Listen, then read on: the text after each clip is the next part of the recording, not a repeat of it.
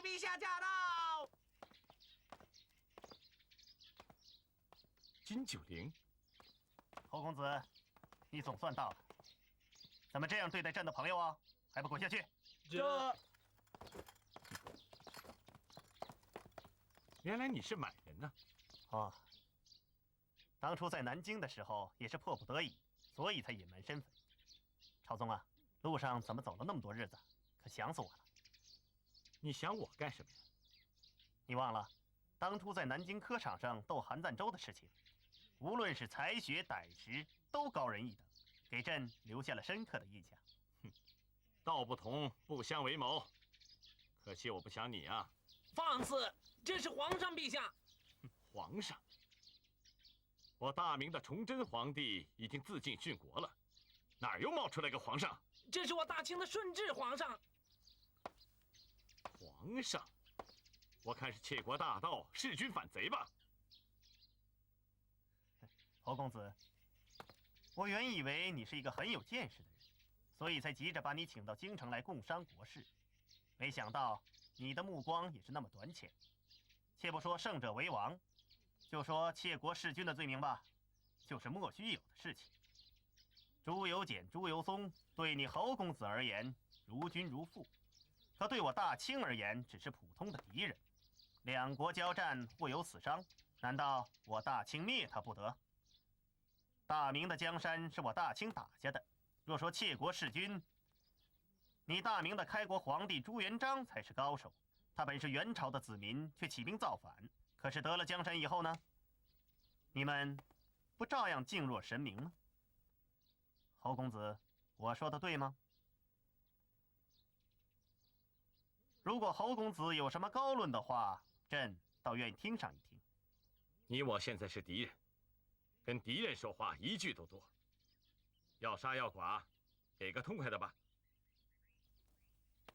侯公子真是糊涂的可以呀！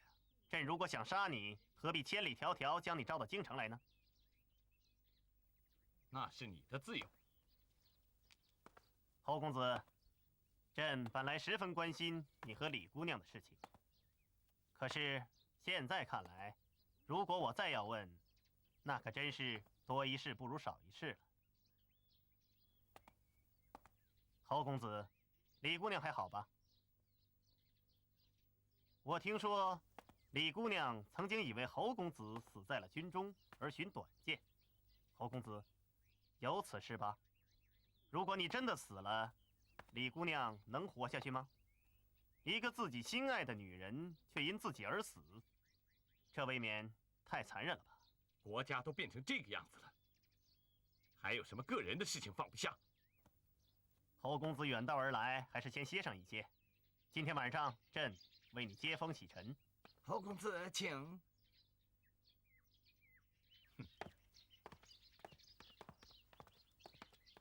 皇上，侯朝宗不为你所用，不如把他杀了。你懂什么？越是有才的人，脾气越大。就像唐朝的名相魏征，不就是如此吗？李世民得到了他而成了明君，侯朝宗就是朕的魏征啊。小婉，你怎么在这里？我已经来了很久了。啊，我知道了，一定是金九龄强迫你来的，对不对？哦，不对，不对，那是为什么？我确实是被他骗到这里的，可是他并没有强迫我。他没有强迫你，那你为什么还要留在这里呢？侯公子，我不知道该怎么对你说。在南京的时候，我看到的是茂公子的无用和软弱。我总是在想，如果这件事情发生在金九龄身上，他是绝不会像茂公子一样空喊几句，或者只是掉几滴眼泪。这么说，你是因为对茂皮江的失望，自愿留下来陪金九龄的？侯公子，别说小婉只是个弱女子，就是你侯公子这样的大好男儿，难道就愿意和李姑娘分开吗？还不是一样被他们带到这里了？侯某可以以死抗争，难道还有谁可以剥夺侯某死的权利吗？难道你会在茂公子和金九龄之间举棋不定？金公子的才华确实不如茂公子，可他待人一片诚心，也是十分难得的。你糊涂，董姑娘！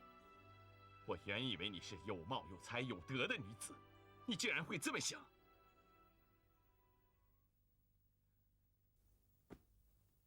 如果你是来为金九龄做说客，我劝你还是回去吧。我来看你，金公子他根本就不知道谈何说客。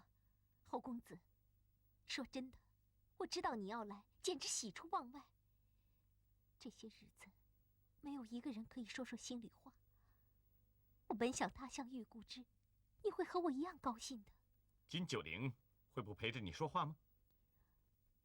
他现在是95之尊，怎么会有时间陪着小婉闲聊呢？董姑娘，此处不是久留之地，好自为之吧。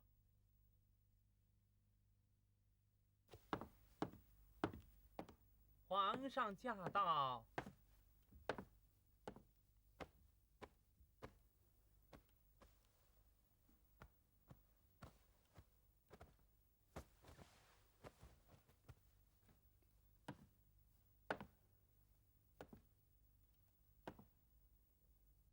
侯公子，大家都在等你，为什么还不就座呀？不知你这是请的什么客呀？当然是金九龄宴请朋友。所谓有朋自远方来，不亦乐乎？先伺候侯公子洗手。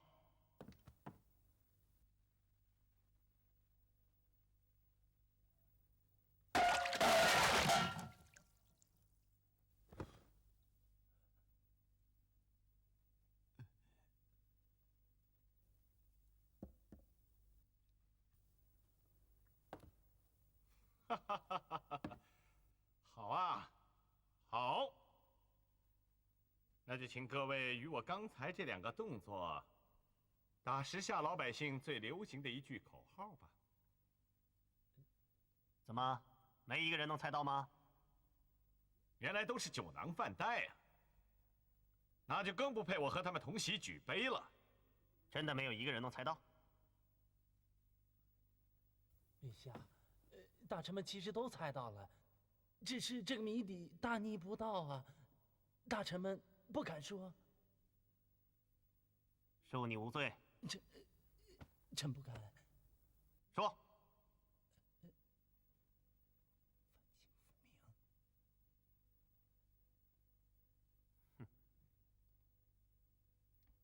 尔等全都下去吧。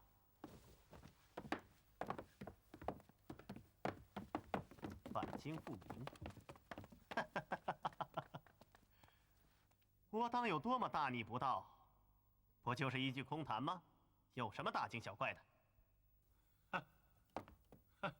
你错了，金九龄。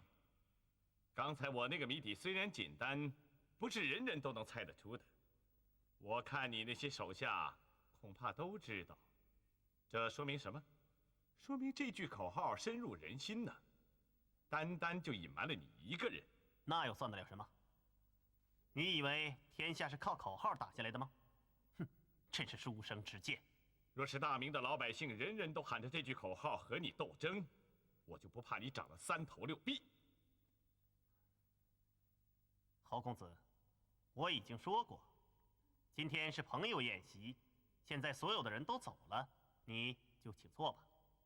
我请问，你口口声声说我是你的朋友，那冒辟疆呢？也算是吧。既然冒辟疆也是你的朋友，你扣着他的未婚妻是何道理啊？难道你没听说过朋友妻不可欺吗？侯朝宗，这你就不公道了。怎么不公道了？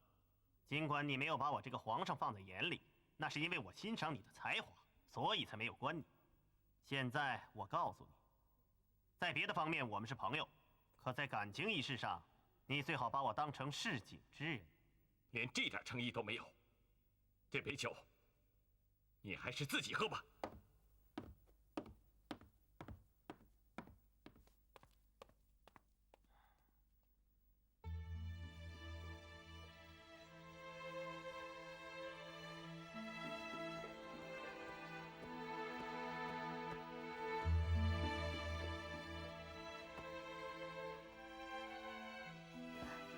皇上，我都看见了。我在你身后站了许久，你都没有发现。许久。小婉，这些日子我忙于国事，太忙。天下为重，小女子算得什么？哎，这女子说错了。天下只是个虚词儿，它由各色人等组成，离开了人，天下只不过是一座死城而已。既然这样，你懂得尊重人，懂得体谅人吗？嗨，小婉，我说过我知罪了。这样吧，从明天开始，不论我多忙，我每天抽出1个时辰，来陪伴我的董姑娘，这样总可以了吧？我指的不是我自己。你说的是侯朝宗。既然你一猜就中，说明你心里有愧。没想到你消息来得这么快。哎，是谁告诉你的？这你不必问。小婉，在宫中这么短的日子，没想到你居然有这么好的人缘。那些宫女太监给你通风报信，居然不怕我责怪他们，足见他们对你之亲呐。小婉，似你这样的心地，如果能母仪天下，那不但是我金某的福分，也将是天下百姓的福分呐。我是在跟你说侯朝宗的事情，请你不要乱打岔。我正是因为尊重人才，所以才把侯朝宗请到北京来。请你不要把我当小孩子一样骗。小婉，我说过了，我不会骗你的。你说大明为何会亡啊？还不是因为你们起兵攻打？不，大明亡国亡在自己。一个国家若是缺乏人才，就算是守着金山银山，也得活活饿死，不是吗？大明当然不缺乏人才，可是像侯朝宗这样的当世奇才，大明可曾重用过吗？他们重用的倒是韩赞州、马士英之流。哼，这些人简直就是我大清朝的内应。所以，朕登基以后，第一件事情就是要恢复科举，不拘一格选拔人才。难道侯公子会为你所用？这你就不知道了。侯公子固然清高，可作为男人，谁没有封侯拜相的决心？侯公子也难免俗，只不过是介于遗憾之防，拉不下脸来，怕落个叛敌的罪名，所以我才派人把他抓来，让天下人都知道，侯公子是被逼不过才为我大清做事的。这样，既保全了他的面子，又留住了这个人才，你说不是一举两得吗？侯公子不会为你所用的。那也难说。我相信京城所至，金石为开的道理。就像董姑娘你吧，现在不也在宫中住得很习惯吗？我正要找你说此事呢，你究竟要把我关到什么时候？关？我怎么叫关你呢？啊，对了，你看我给你带什么来了？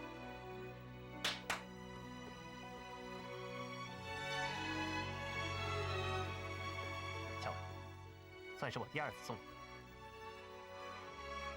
如果你不收，我会天天来送。我还没有想好。我可以让你想，我也可以让你等。也许我一辈子都想不好。那我就等你一辈子。天不早了，早点休息吧。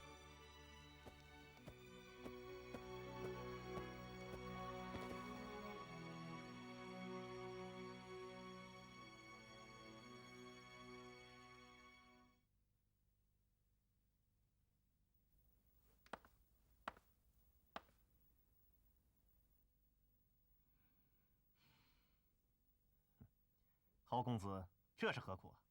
既然放不下李姑娘，为何不为她博取一番功名，也好让李姑娘终生有靠啊？金九龄，你究竟想干什么？就直说好了。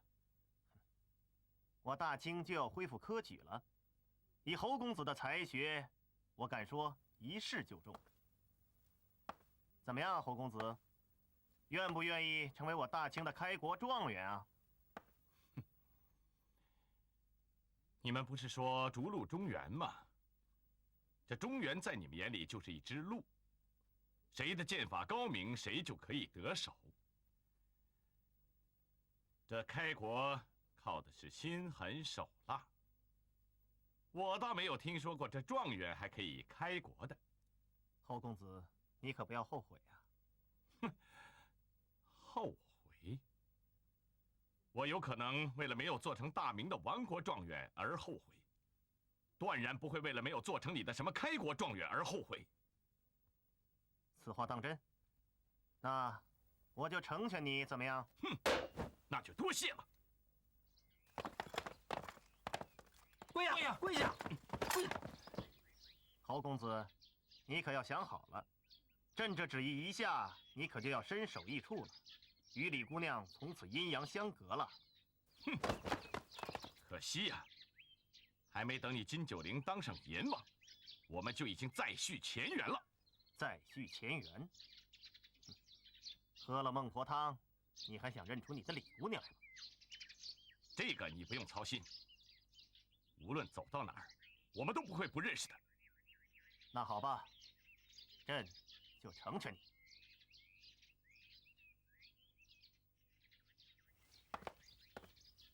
你还有什么要说的？将军，朝宗先行一步了，再会了。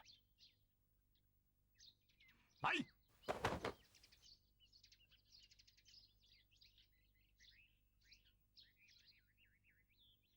嗨！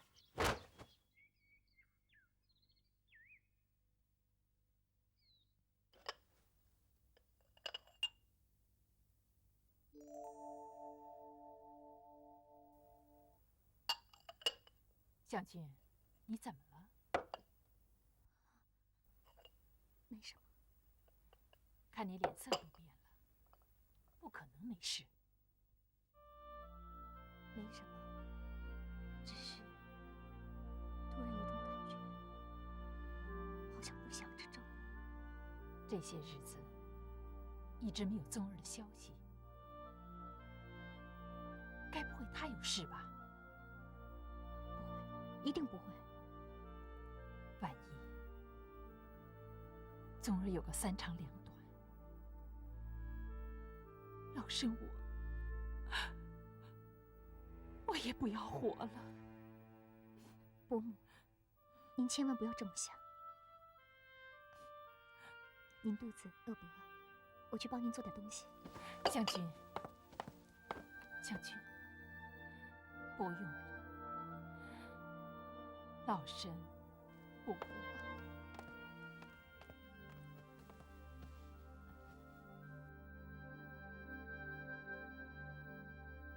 将军呐，自从宗儿他父亲去世以后，幸亏有你在我身边陪伴，度过那些漫长的日子，不然我还不知道该怎么过呢。别说了，伯母。我不知道在我有生之年还能不能见到宗儿。伯母，您当然能见得到，不要乱说。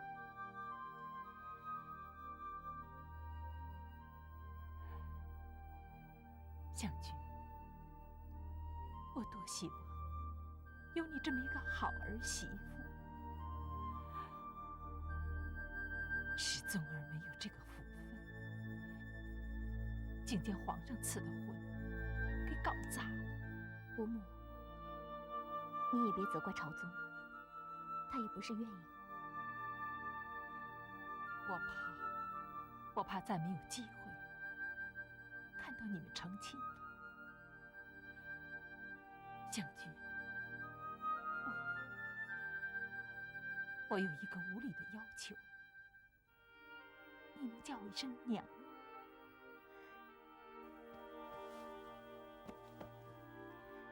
娘，孩子。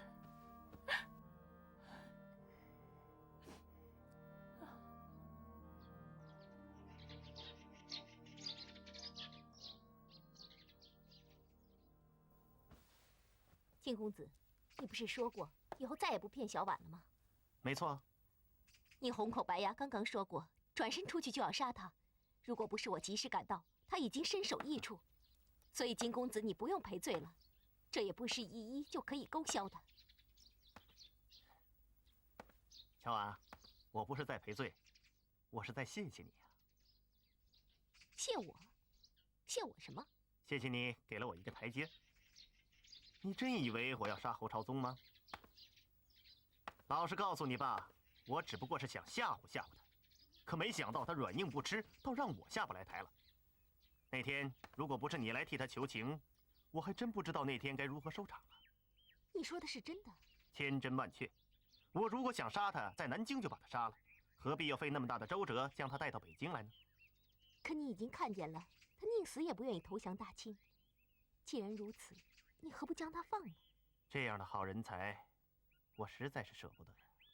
可是投降大清的汉人不有的是吗？你为何非要抓住侯朝宗不放？正因为他不肯投降，才显出他人格的可贵。侯朝宗才德双全，我如果有了他，何愁不能安邦定国？你想让人家为你效力，人家总得自愿吧？你再这样强逼下去，恐怕也没有什么意义。这样吧，你和我再去看他一次，如果他死意已决，那我就放人。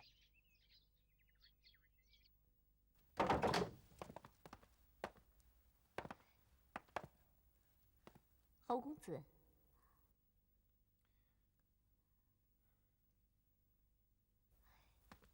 侯公子画的可是李姑娘。侯公子怎么画的比上次瘦多了？我都快认不出来了。衣带渐宽终不悔，为伊消得人憔悴。李姑娘这么多日子不见侯公子，能不消瘦吗？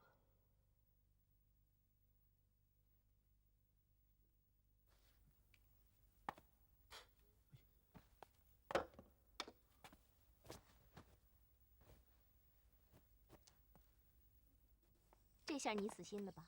不，恰恰相反。怎么了？你没看到吗？方才一点点颜料溅到了侯朝宗身上，他的那些举动你也看见了吧？那又怎么样？我就不信，一个对自己的衣着尚且如此在意的人，会对这个世界一点都不留恋。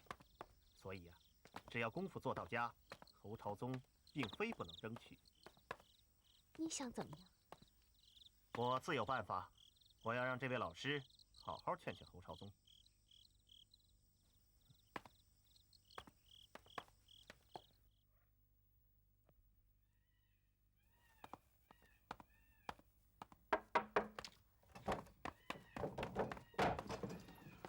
怎么样？啊，李姑娘，有什么新消息吗？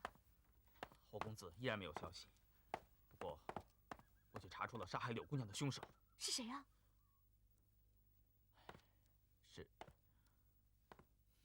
是我姐夫马世英令人去干的。马世英，果然是一个卖国贼。钱大人约学生此来，不知有何见教？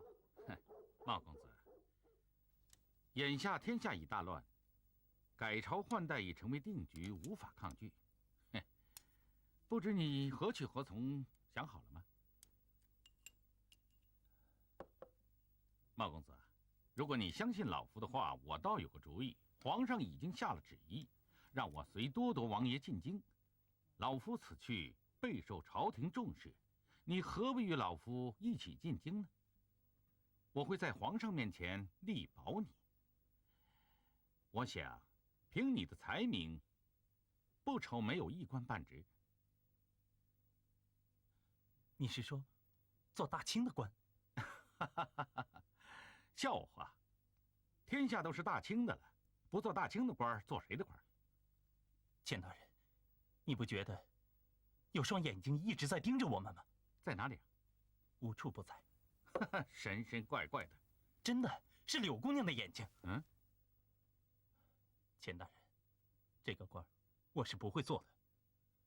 不过，我要进京寻找董小宛，不知钱大人何时进京，我可与你同去。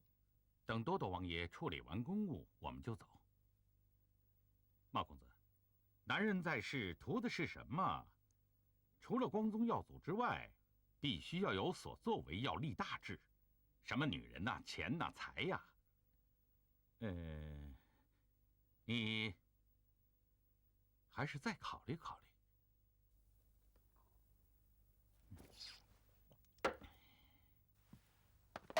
传总督马大人之意，南京城内戒严3日，任何人等一律不准外出。传总督马大人之意，南京城内戒严3日。夫人呐，你的宝贝弟弟呢？我怎么知道？他成天在外，不知道忙些什么。快派人把他找回来。找他做什么？莫非出了什么大事儿？可不是嘛，陈圆圆又经过此地了。一个青楼女子，有什么了不起的？哎呀，这你就不知道了。她现在是平西王妃了，你弟弟可千万别去招惹她。我看还是想个办法把杨龙游打发走吧。哎，就这样，明天我就说我回趟娘家，让龙友陪我一起回去。那最好不过了。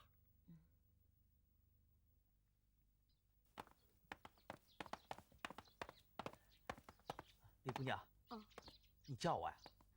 侯贵，今天怎么这么冷清啊？听说从京城来了个大人物，要在南京耽搁几日。大人物，满人吗？不是满人。我记得好像是个汉人。汉人啊！马大人到。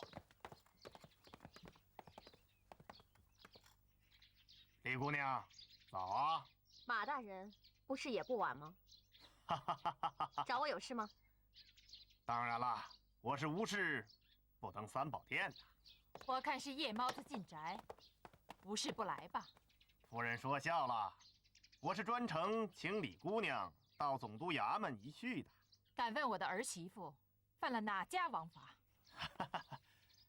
看老夫人说的，如果李姑娘是犯了王法，那本官说话可就不是这个态度了。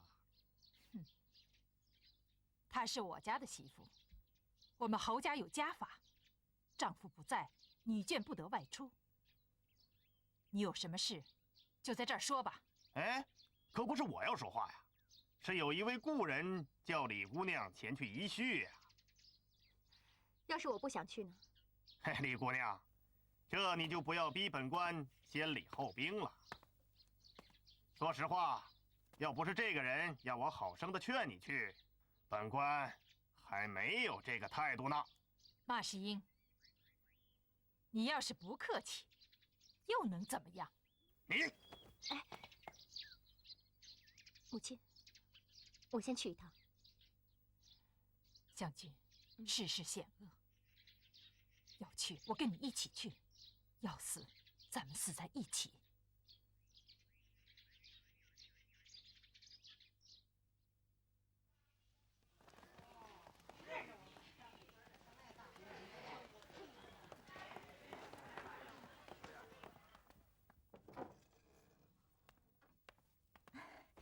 将军，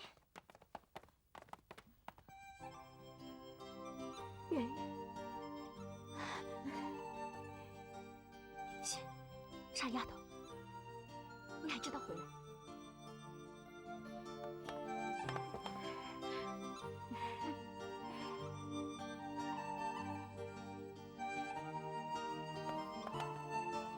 圆圆。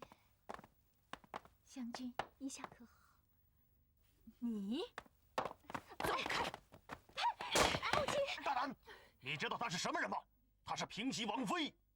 哼，我打的就是这引狼入室的红颜祸水！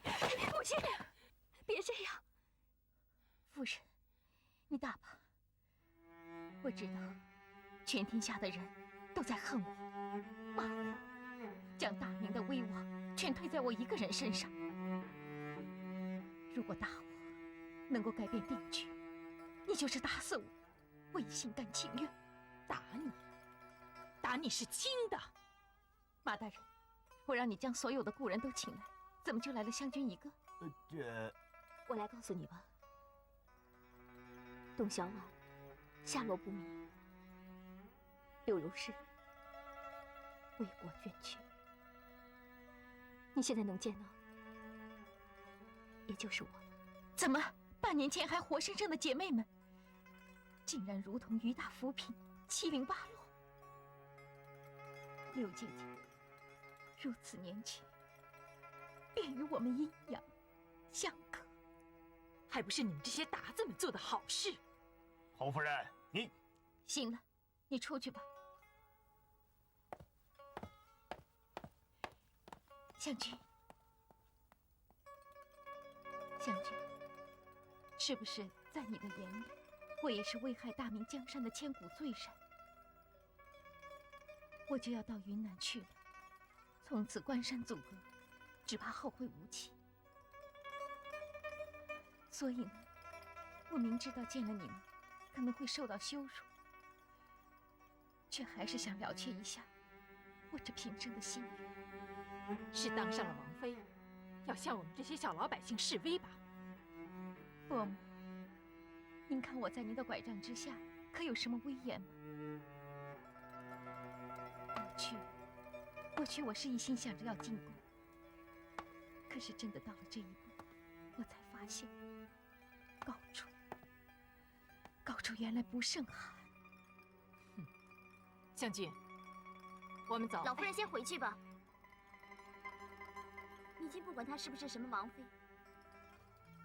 明心只知道，这么长时间以来，她一直照顾我，像亲姐妹一样。她是明心最好的朋友。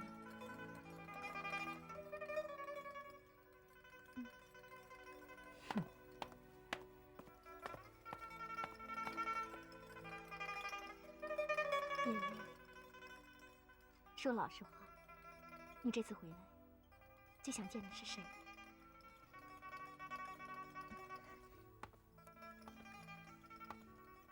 当然你和刘姐姐。没实话。唉，既然这样呢，我也不用自作多情了。本来呢，我还想帮某人去找……哎，算了。如果不麻烦的话，麻烦自然是很麻烦，可是我愿意麻烦。谁让你是我最好的朋友呢？明心。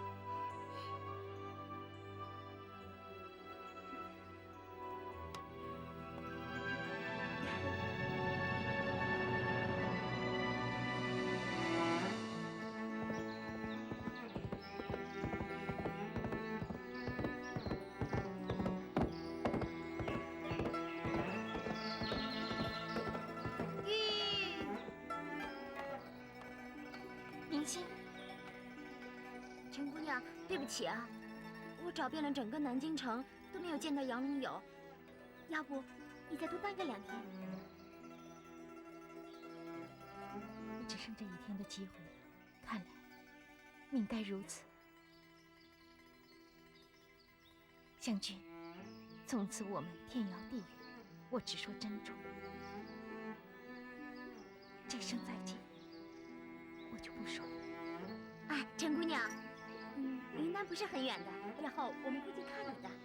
你的心意我领了，只怕什么？你入侯门，深似海。我是从那里面逃出来的，所以深有体会。原来相见遥遥无期，希望你更珍重才是。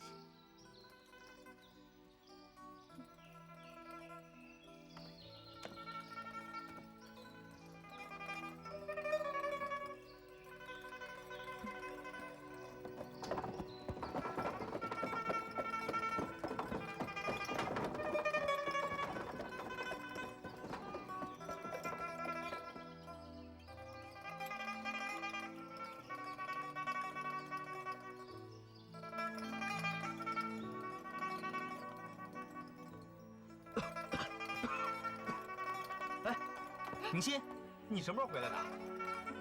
你先告诉我，这段时间你跑哪儿去了？我陪我姐姐看我娘去了。看！老杨，你知不知道，你错过了毕生最重要的一次机会？我杨龙友还有什么机会？圆圆姑娘来南京了，这2天她到处找你，你知不知道啊？明熙，圆圆她在哪儿？明熙，什么在哪儿？她现在已经去云南了。你也是早不走晚不走，偏偏赶在这个节骨眼上，你……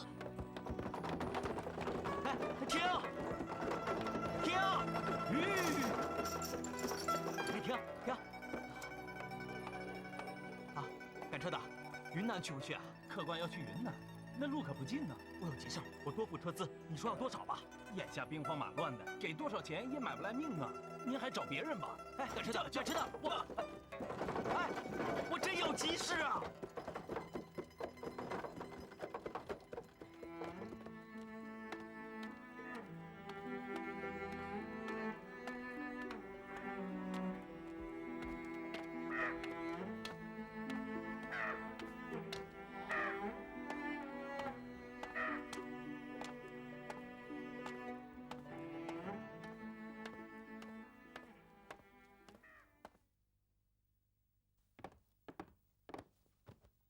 叩见陛下，吾皇万岁万万岁！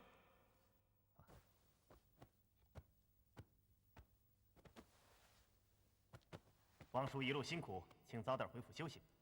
谢皇上恩典。钱谦益，臣在。朕唤你来没有别的事情，只要你能劝得侯朝宗回心转意，为我大清效力，那就是奇功一件。臣一定尽力。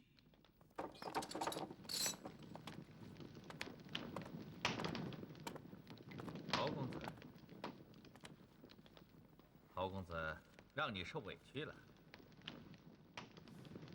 是你啊？哼，这倒是奇怪了。关我的是满人，你这汉人道的什么歉呢？哼，你也是明白人，侯公子。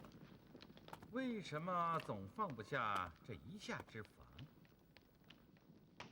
照你的意思，可以数典忘祖了。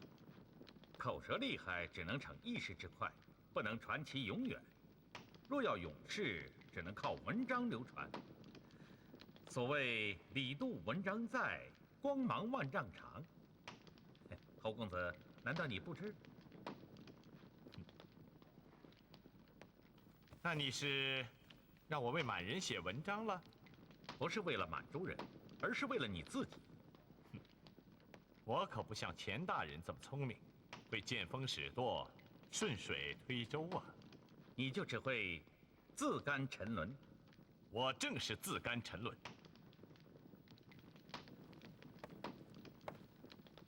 钱大人，快去奔你的前程去吧。你我非亲非故，用不着操心。侯公子，你是真以大节为重呢，还是因为没有必胜的把握，所以才以清高来掩饰，不敢以文章示人？我这文章不是不能写，只怕我写了，你无法向你的主子交代。若是平常文章，写出来只怕在世人面前也无法交差吧。好啊，那就让你的主子做个评判，看看侯某的文章写得如何。笔墨伺候。来人，我是叫你伺候。禀皇上，侯朝宗文章是写了，可是里边写的全是大逆不道之言。写了就好，给朕念念。臣不敢。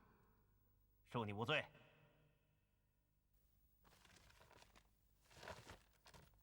所谓清朝，其实国号是一个金字，不知是自命清高呢，还是不识大字。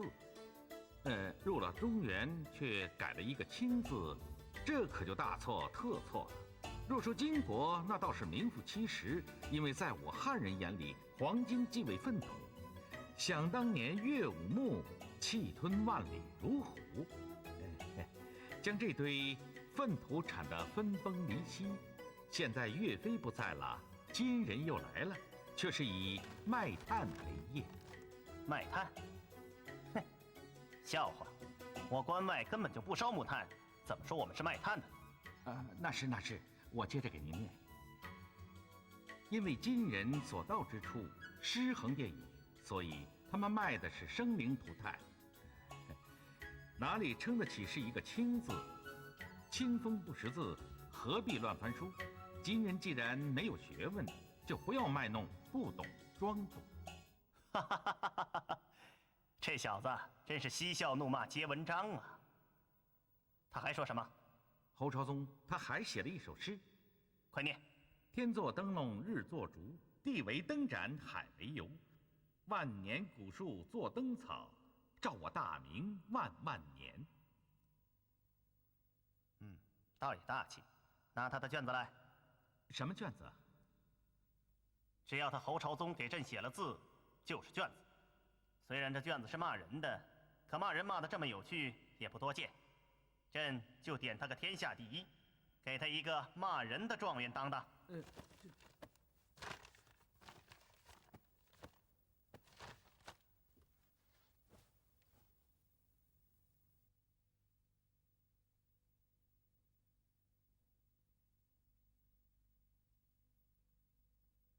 可状元的文章是要刊刻公布的呀。文章就免了，骂人骂得太狠了。不过他那首诗可以刻了公布。诗也很反动啊。